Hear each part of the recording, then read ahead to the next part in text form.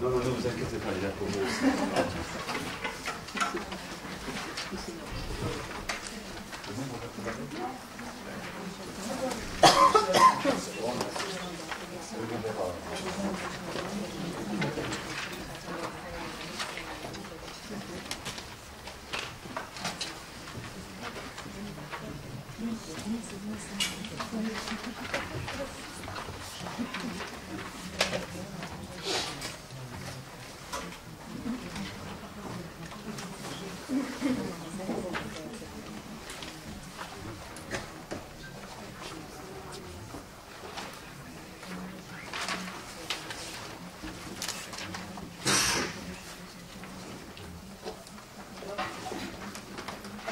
Je pense.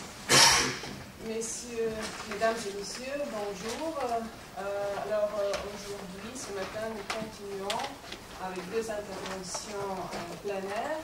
Et tout d'abord, j'ai l'honneur de présenter professeur Olivier Souté, professeur à l'université Paris-Sorbonne, Paris 4, qui est aussi directeur d'école doctorale et de l'équipe d'accueil sciences, textes, informatique et histoire.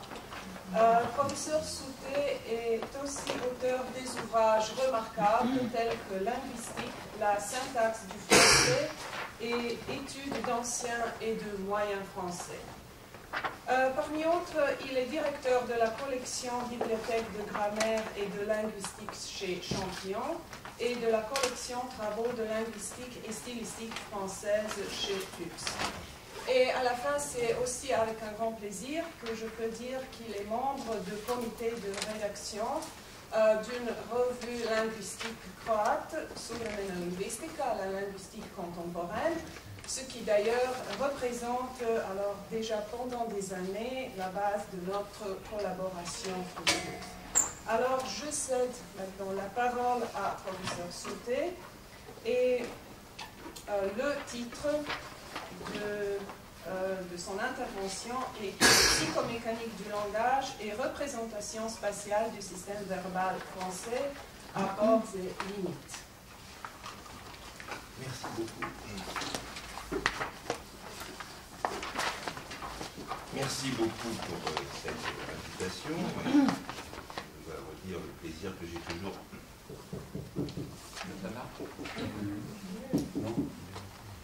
Le plaisir que j'ai à venir à Zagreb et en Croatie plus généralement. Et donc aujourd'hui je vais reprendre un sujet que j'ai souvent exploré déjà à la lumière de la thématique qui a été proposée et qui est très large, à savoir celle de l'espace. Alors non pas l'espace physique que l'on parcourt, c'est lui, me semble-t-il, qui a largement occupé plusieurs des interventions, soit plénières, soit dans des ateliers dans la journée d'hier, espace de communication aussi. Ici, pour cette communication, je parlerai plutôt d'un espace de représentation. Et dans une perspective qui est à la fois théorique et possiblement didactique, d'autres que moi pourront juger sans doute beaucoup mieux, je voudrais reparler, ce dont j'ai beaucoup parlé déjà, à savoir du système verbal français. Alors je m'inscris, comme vous le savez, le plus souvent dans une approche théorique qui relève de la psychomécanique guillaumienne. C'est d'ailleurs l'occasion de rendre hommage au professeur Sosic de Zadar, qui, après avoir fait sa thèse en France, a continué de s'inspirer de cette approche théorique dans ses enseignements.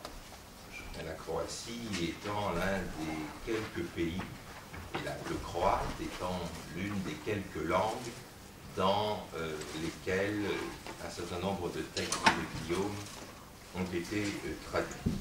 Alors cette référence qui est assez permanente chez moi prend un sens un peu particulier cette année, puisque en 2010, nous avons célébré, rendu hommage à Guillaume, qui est mort très exactement en 1960.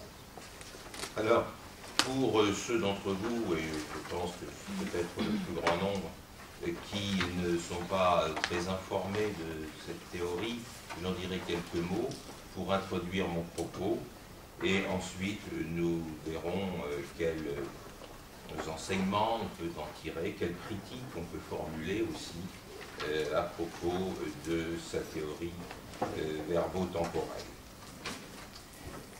Dans l'empirée des grandes théories linguistiques du XXe siècle, celle de Guillaume est assez fortement identifiable, d'abord par son nom, elle en porte deux dans la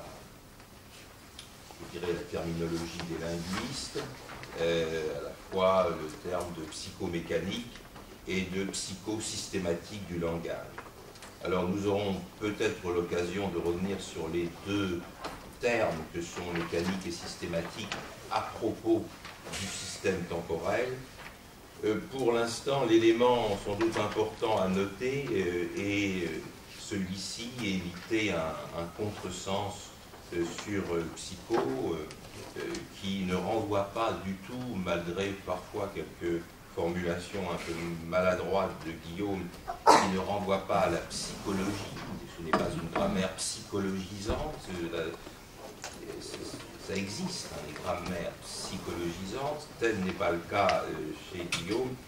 Psycho est à rapporter non pas à psychologie, mais à psychisme, c'est-à-dire à ce que certains pourraient appeler, selon une formulation illustre, la chose mentale de l'homo loquens et non pas ses affects.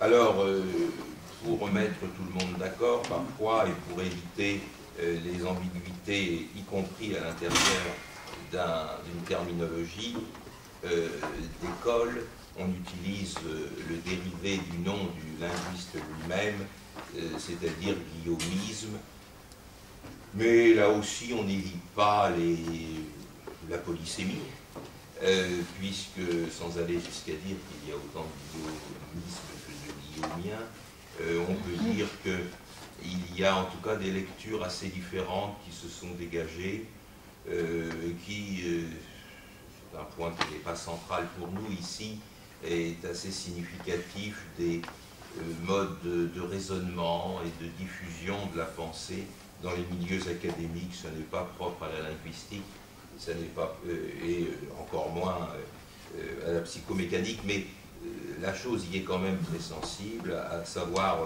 la constitution d'un groupe que je dirais, je ne vais pas dire fondamentaliste, mais en tout cas très très orthodoxe, plutôt de l'autre côté de l'Atlantique, au Canada, où cette théorie s'est beaucoup développée. Et puis de tous ceux dont j'espère être qui n'en font pas, je dirais, une religion de l'esprit, et en tout cas pas une paix absolue pour tout expliquer, mais qui s'en servent comme d'un levier. Il me semble que c'est ce à quoi doivent servir les théories, un levier pour rendre compte, ou essayer de rendre de mieux en mieux compte, c'est notre tâche, d'un certain nombre de faits empiriques que nous avons choisi d'expliquer.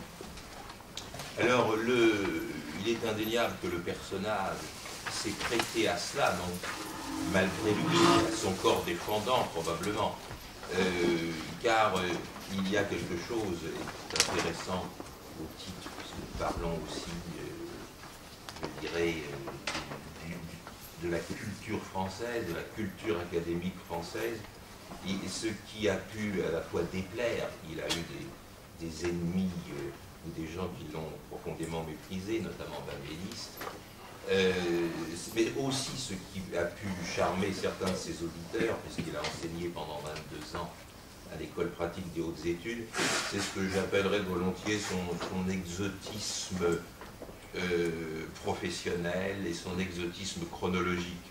Son exotisme chronologique, il meurt en 60, il a beaucoup enseigné de 1938 à sa mort, on est dans l'entre-deux du point de vue académique et notamment dans les sciences du langage, entre le modèle allemand de la Sprachwissenschaft, avec une place importante qui est faite à la phonétique des langues, à la philologie, entre ce modèle allemand qui a toujours fasciné les Français, faut bien le dire, et aujourd'hui encore, ce que nous avons appelé habilitation, il y a une dizaine d'années, un exercice académique qui se voulait être d'ailleurs la traduction avec au moins un faux sens de l'habilitation allemande.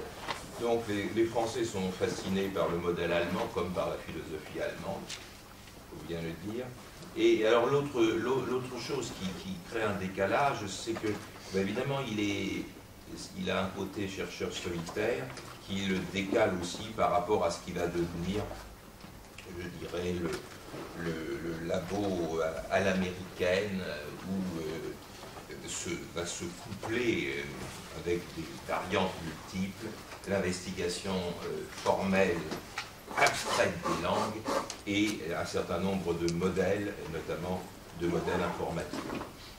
Alors, l'autre aspect qui séduit et qui rejette, c'est son côté autodidacte.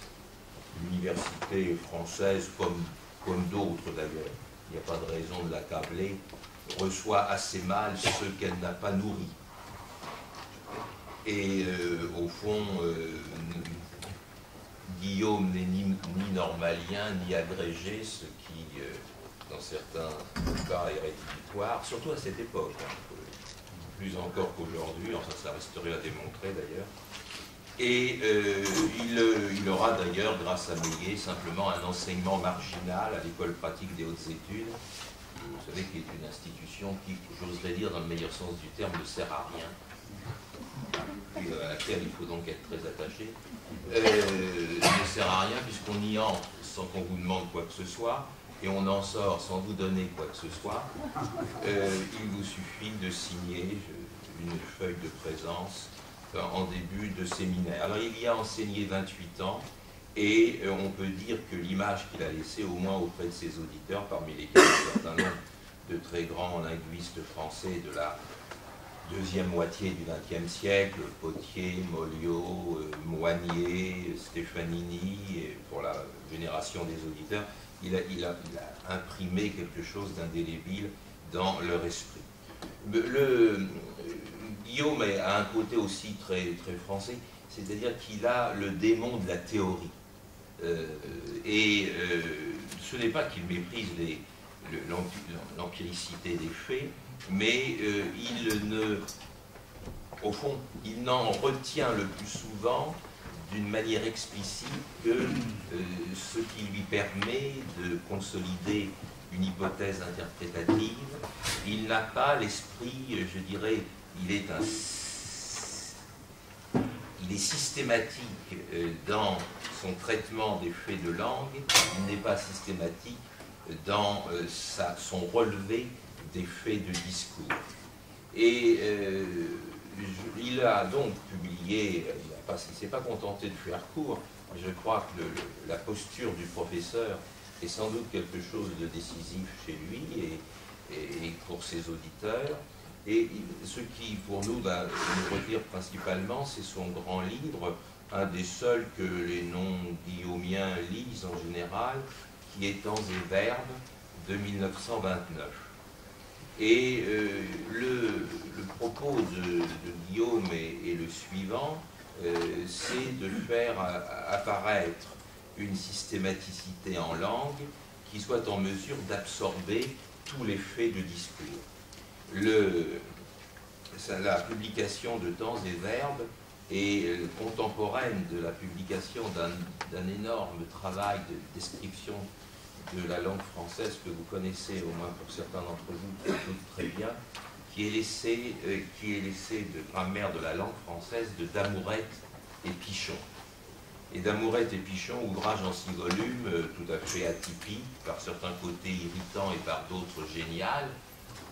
Je signale d'ailleurs que pour tous ceux d'entre vous qui font des travaux de description plus ou moins poussés de grammaire française, au moins pour la période contemporaine. C'est un ouvrage, comme l'on dit, incontournable par la masse des exemples recueillis, et c'est un des premiers ouvrages qui incorpore des exemples oraux, ce qui, dans l'immédiate après-guerre de 14, était rarissime. Et il y fait référence, Guillaume y fait référence, mais bien entendu, il y fait référence pour non pas critiquer cet ouvrage, d'ailleurs qui n'est qu'en cours de publication, quand il publie lui-même à la fin des années 20 Temps et Verbes, mais pour dire que son point de vue est radicalement différent. Son point de vue, dit-il, est un point de vue de langue et non pas de discours, et son objectif, c'est donc de proposer une théorie du verbe, c'est-à-dire de ce qu'il appelle la représentation de l'image du temps en français, une théorie qui soit capable, au fond, de transcender la variété des significations discursives qui, par nature, sont en nombre, sinon illimité, du moins tout à fait considérable. Il n'y a qu'à voir, et les professeurs le savent bien, les étudiants aussi, les grandes variations qui peuvent exister pour un même objet, par exemple la description de l'imparfait de l'indicatif, entre deux grammaires, les unes en proposeront une quinzaine de valeurs, les autres 5, les troisièmes une douzaine. Enfin, il y a évidemment, dès lors qu'on se situe dans les effets de sens, c'est son terme, une grande disparate. Mais ce qui est important dans Temps et Verbes, c'est à la fois la proposition qui est formulée d'une théorie du système verbal français, mais plus encore, c'est au fond l'idée que cette architectonique, c'est son terme, architectonique est un terme du vocabulaire de la géologie et de la science des plaques, de la croûte terrestre, eh bien, dans cette architectonique des temps qui est caractéristique du français, il veut voir non pas un système qu'on présenterait comme figé, comme purement résultatif, mais comme un système en genèse, non pas une genèse historique seulement, là la genèse historique, elle est à un certain point de son évolution, elle est donc absorbée par la synchronie contemporaine, mais une genèse psychique. Ce qui fait qu'il va proposer, et ça sera le cas pour d'autres microsystèmes, celui de la détermination, celui du nombre, celui des cas, enfin, grands microsystèmes grammaticaux, il va proposer une théorie opérative. On peut considérer que la psychomécanique guillaumienne, au moins dans le domaine de la linguistique d'expression française, est une des, ou sinon, il faut toujours être prudent, disons, une des premières, des toutes premières théories opératives de la langue, et elle aura d'ailleurs enfin, il y a quelqu'un qui parle peu de Guillaume, de manière, à mon avis, un peu injuste, mais c'est à lui d'en juger, et qui va quand même en tirer un très grand parti, c'est Cuglioli, le linguiste français Cuglioli, qui présente ses analyses, je n'ose pas dire sa théorie, parce que Cuglioli est quelqu'un qui a beaucoup parlé et assez peu écrit, ce qui est peut-être d'ailleurs très prudent, mais il présente sa théorie comme une théorie des opérations de langage. Et bien cette opérativité à l'œuvre, elle est déjà posée par Guillaume. Alors, ce que je voudrais avec vous maintenant très rapidement, c'est regarder comment il présente le système verbal français, d'autant plus qu'il en est très content. Il en est très content, Guillaume, mais enfin, du point de vue du parcours, alors là, pour le coup psychologique, pas de sa théorie, mais de l'individu Guillaume, est tout à fait intéressant. Au fond, il a commencé par être méprisé, et il l'a été durablement, pour les raisons que j'ai dites, et toutes les autres raisons sont de surface. L'université française n'est pas véritablement accueillante. Donc il a commencé par être méprisé. Il avait un seul titre de gloire, c'était d'être soutenu par Meillet, ce qui n'est pas peu, hein. Mais une fois que Meillet est mort dans les années 30, il s'est retrouvé tout seul. Enfin, il avait quand même obtenu, et personne ne lui a retiré son poste, soyons clairs, de chargé de cours. On dirait aujourd'hui dans les... C'est le directeur de département qui parle, on dirait vacataire, hein, c'est-à-dire vraiment très peu de choses. Alors après on dit qu'il était chargé de cours, c'est un peu plus chic, chargé d'enseignement c'est encore mieux, mais en fait il était vacataire à l'école pratique des hautes études, et il était donc, il a pris conscience de sinon de son génie, au moins de son originalité et de sa puissance analytique.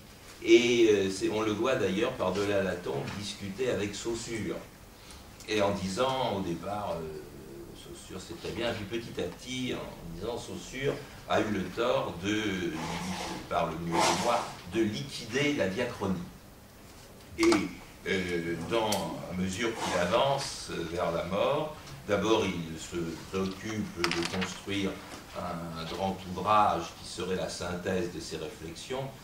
La mort ne lui en laissera pas le temps. Il ne laissera au fond de ce grand ouvrage qu'une introduction, d'ailleurs c'est révélateur, qu'il appelle Prolégomène A, et Prolégomène, au moins pour les intellectuels français, ça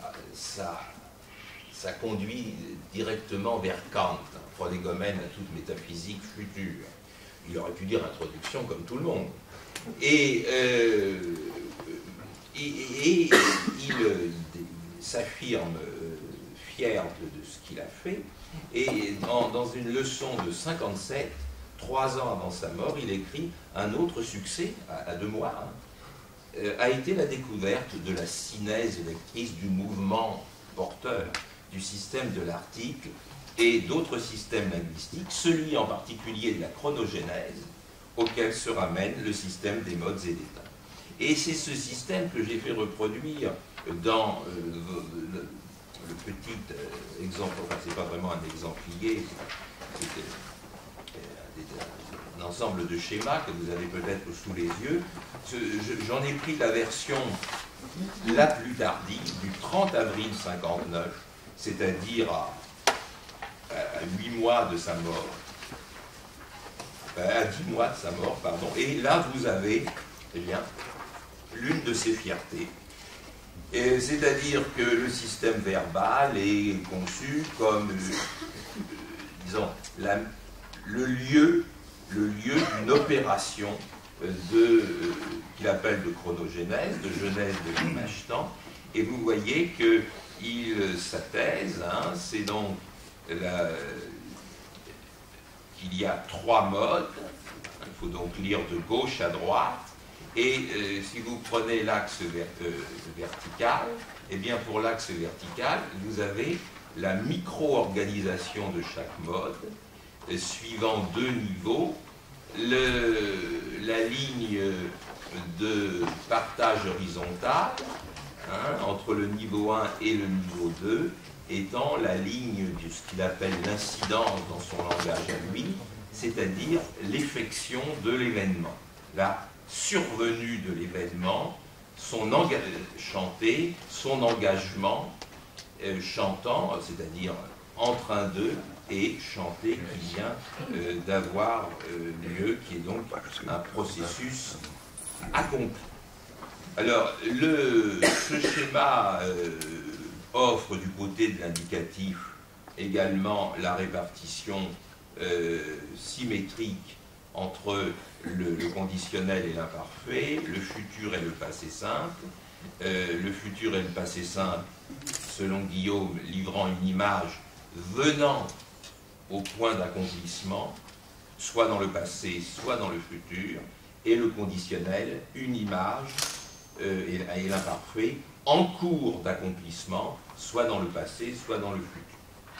Son schématisme du subjonctif indique que le subjonctif n'est jamais vu comme conduisant à une effection événementielle, il représente ça, et là peut-être le tableau ou le schéma a-t-il quelques faiblesses, il représente ça par deux axes orientés dans deux sens différents, avec l'idée que le subjonctif présent est un subjonctif de valeur prospective et l'imparfait de valeur rétrospective.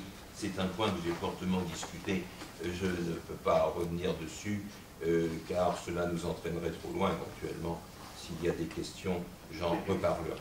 Alors, ce qui m'a, depuis un certain nombre d'années, retenu, c'est ce schéma dont il est donc très content, donc pleinement satisfait, et c'est un schéma d'ailleurs, au moins pour certaines de ses parties, qui a été largement emprunté dans beaucoup de grammaire du français, sans que la citation, sans que les références soient clairement indiquées.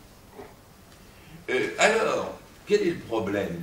Les termes sont explicites, genèse de la représentation du temps, et cette genèse est suspendue, compte tenu du système existant, par ce qu'il appelle des chronothèses.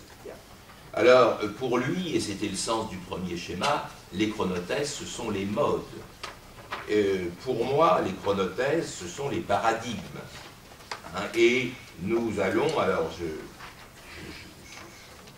pas les examiner, hein, mais si vous prenez le dernier schéma, avec les 11 chronothèses, on peut discuter de l'impératif, a-t-il sa place ou non là-dedans. Je retiendrai ceci, c'est que le point de départ, c'est l'infinitif, hein, la chronothèse 1, et le point d'aboutissement, à droite, V', je l'ai posé comme étant celui du participe passé. Le système tout entier pour les verbes du premier groupe, seule conjugaison vivante en français, qui absorbe des verbes nouveaux, conduisant du même au même du point de vue phonique. Au fond, on va de chanter à chanter. Hein. Et je vous ai dit, il y a 2 points critiques. Eh bien, il y a 3 points critiques. Le troisième, c'est le point d'inversion à 1, à 2, enfin, on peut mettre A tout simplement. Et là, j'ai beaucoup évolué, et je pense maintenant que le point d'inversion est vraiment le passé simple, c'est-à-dire le paradigme temporel qui permet l'actualisation maximale de l'événement. Et entre les deux, je loge, alors, laissons l'impératif qui est problématique, en troisième point, 3, chronothèse 3, le subjonctif présent, en 4, le futur,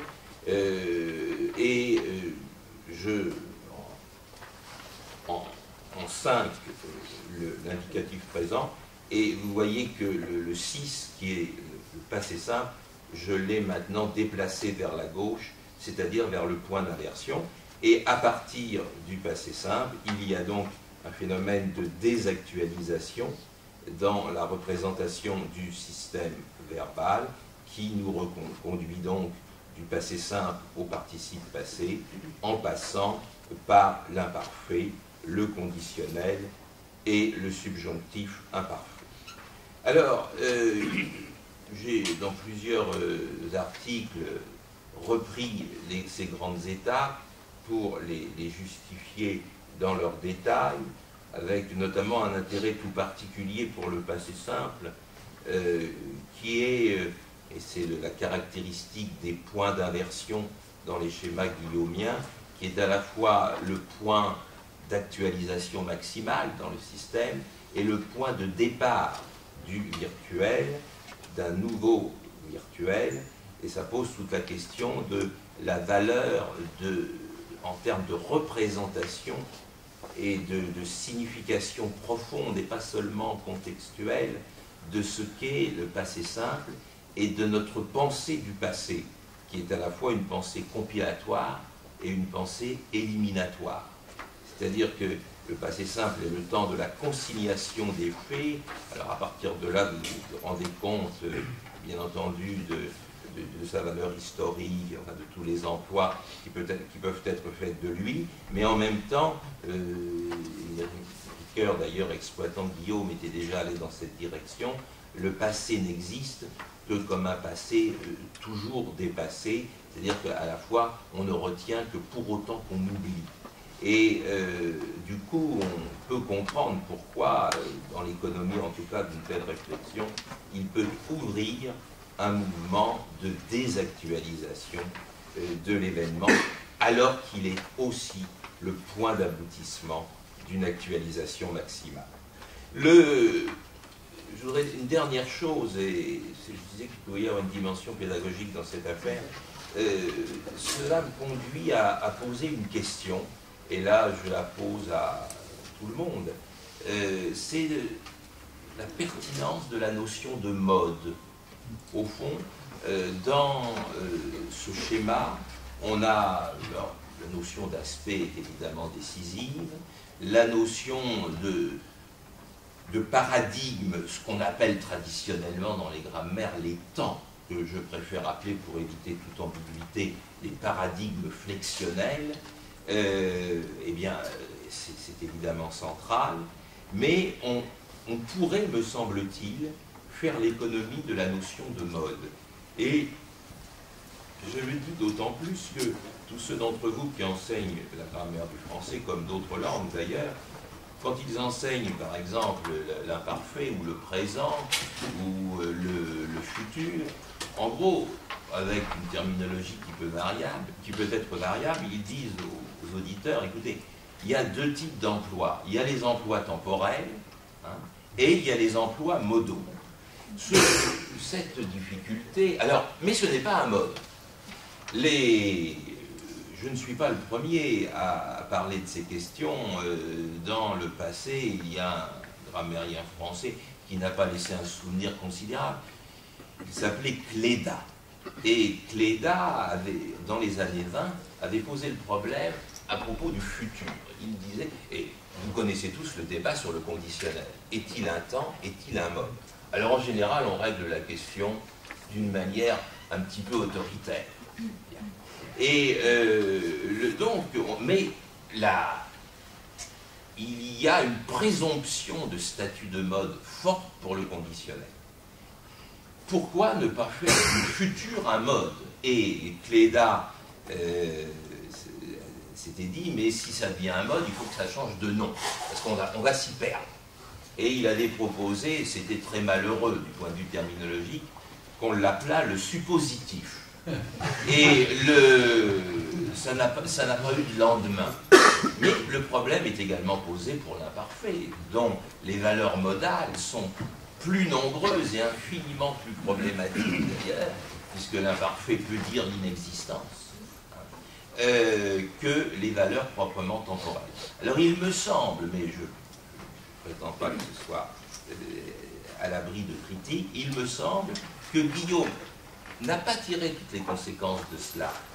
Il a d'autorité retenu la thèse des trois modes. En ce sens, il est français. Il en voulait les trois sans discuter. C'est pour ça qu'il essaye d'expliquer que l'impératif n'est pas un mode. Et à mes yeux, il se trompe. Donc il est obsédé par le système triadique des compositions à la française, enfin de tout ce qui sort du système académique français, et il avait là, me semble-t-il, l'occasion peut-être d'apporter un élément de simplification. Cela dit, la tradition didactique, les habitudes d'enseignement, et peut-être des objections plus fondamentales, peuvent conduire à considérer que mon hypothèse est inutilement audacieuse, mais elle permettrait, me semble-t-il, de sortir de débats constamment rouverts, hein, et c'est les plus âgés d'entre vous du système éducatif français se souviennent de ce monstre qu'était le conditionnel passé deuxième forme. On avait été jusque-là, c'était tout à fait étonnant. Le conditionnel passé première forme, c'était j'aurais chanté, et le deuxième forme, c'était juste chanté. Et juste chanté, bizarrement, on le retrouvait comme subjonctif plus que parfait. Si bien que les meilleurs esprits étaient quand même atteints d'un certain doute. Mais les gamins à l'époque n'étaient pas méchants. Ils aimaient quand même leurs instituteurs. Voilà, merci beaucoup.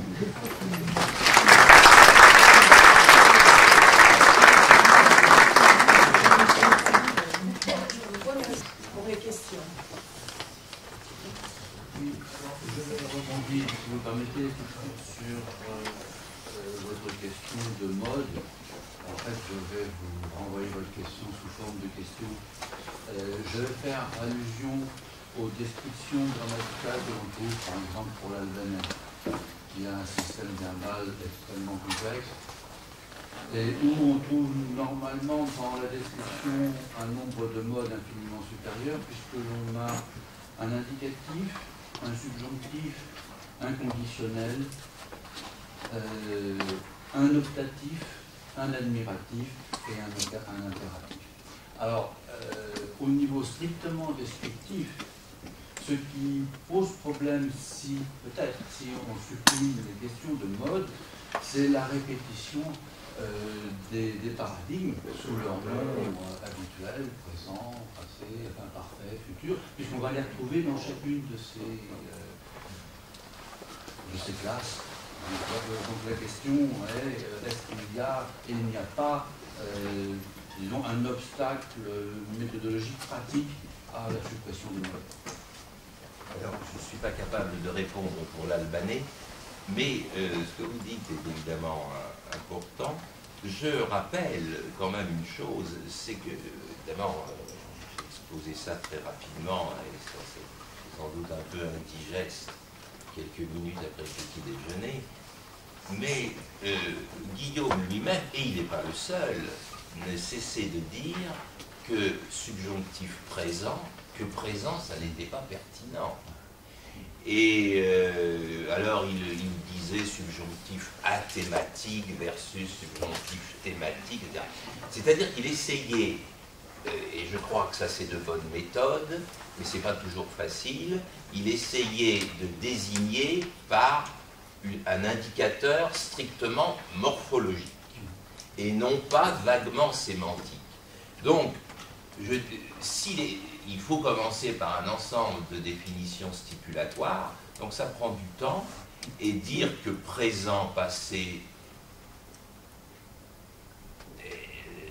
avenir, je suis embarrassé par le mot futur, bien sûr, qui est polysémique, qui définit à la fois un moment du temps et un paradigme, et dire que ça ne vaut que pour l'indicatif, et que le subjonctif présent n'a rien de présent, et que le subjonctif imparfait n'a rien d'imparfait, au sens où l'on parle de l'imparfait de l'indicatif.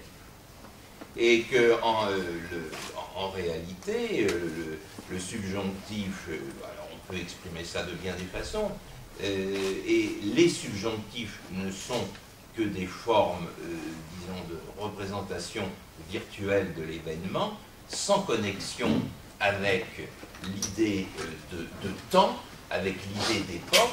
Alors ça a une conséquence, il y a toute une série de conséquences lourdes pour la tradition pédagogique.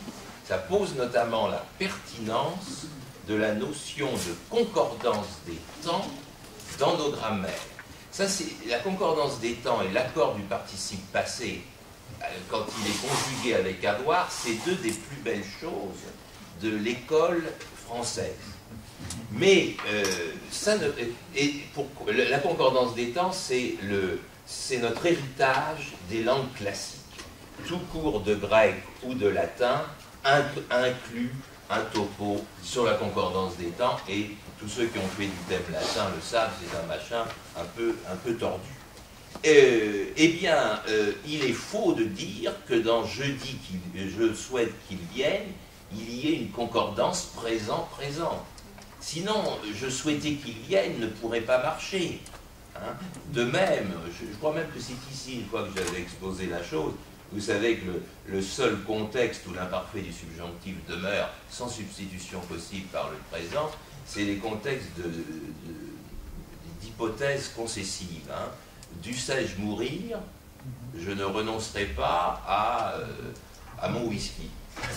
Eh bien, renoncerai à hein. Et je ne peux pas dire dois-je mourir. Donc, si je prends ça, hein, bon, c'est un autre problème, mais tous les linguistes savent que tous les phénomènes de discours n'ont pas le même poids heuristique. Ce n'est pas parce qu'on va relever 300 000 subjonctifs derrière le verbe vouloir qu'on aura progressé sur la compréhension du subjonctif. Cette survivance de l'imparfait du subjonctif, j'admets que ce soit assez soutenu et que dans une langue plus commune on dira plutôt même si, je l'accorde. Mais en tout cas, là, il tient le coup. C'est le seul endroit où il tient le coup. Eh bien, ça n'est évidemment pas pour dire du passé. C'est pour dire simplement, écoutez, j'ajoute deux virtualités. Il y a la virtualité de l'hypothèse et il y a la virtualité de la concession. Donc vous mettez toutes les chances de non-réalisation de deux ensembles de champs, et malgré tout, l'action a lieu. Donc c'est bien la preuve qu'on n'est pas dans l'ordre de la temporalité. Et donc, en réponse à ce que dit M. Pognant, c'est vrai, il y a du coup, et c'est aussi un problème pédagogique, il y a du coup toute une révision de la terminologie à opérer. Alors, je dis en général aux étudiants, écoutez, on est d'accord pour la réviser, mais demain. Et parce que, puisque j'ai évoqué Damourette et Pichon, vous savez qu'en matière de révision de la terminologie, ils sont hors catégorie. C'était des génies, mais il ne faut jamais oublier qu'après leur mort, on a quand même été obligé de publier un 7e petit volume, ils en avaient écrit 6, un 7e volume qui était en gros un glossaire qui passait d'Amourette et Pichon au français. C'est-à-dire qu'on était obligé de retraduire en français les mots techniques, et même quand moi j'en suis un familier, parce que j'adore me perdre dans d'Amourette et Pichon, c'est un rêve permanent, et c'est un admirable témoignage sur l'entre-deux-guerres. Ils ont des exemples très politiquement datés. Eh bien, mais c'est inenseignable. C'est inenseignable parce qu'au bout de 10 minutes, les étudiants disent, ils déraillent. Oui. Une petite idée qui s'ajoutera de façon générale à la remarque faite par l'actrice Pognant. Une des onctions guillaumiennes, et cela a été repris par Moignet, c'est de dire que la pensée conçoit plus facilement l'espace que le temps, étant donné que ce dernier fuit, il nous fuit.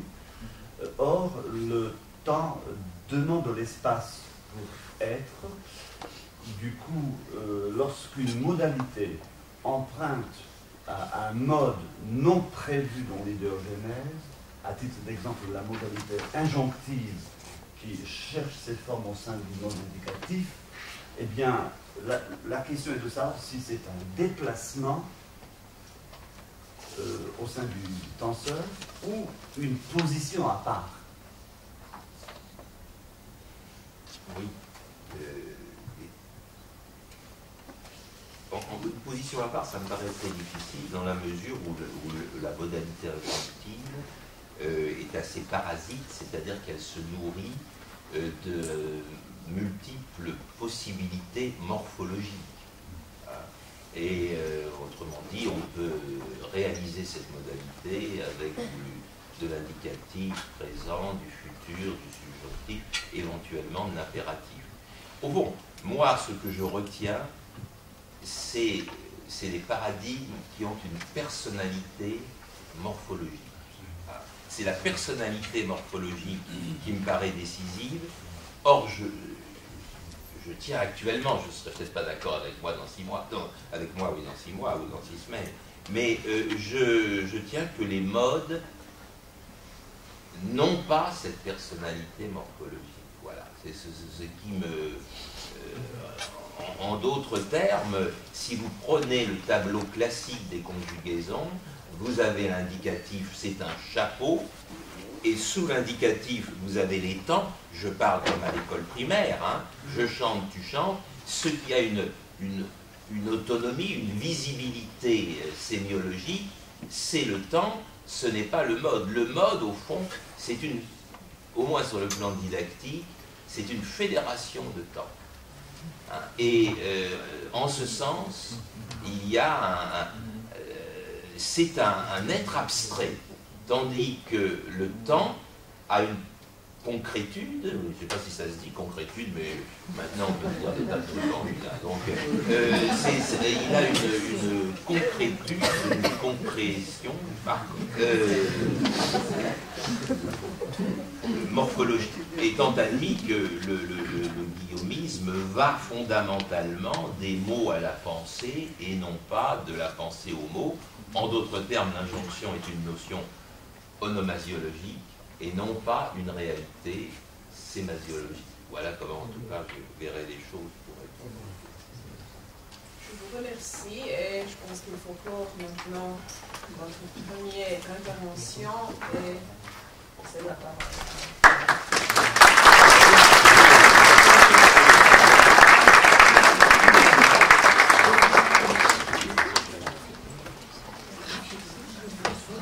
C'est avec un grand plaisir que je vous présente M. Blaženváza, professeur à l'Université de Zagreb au département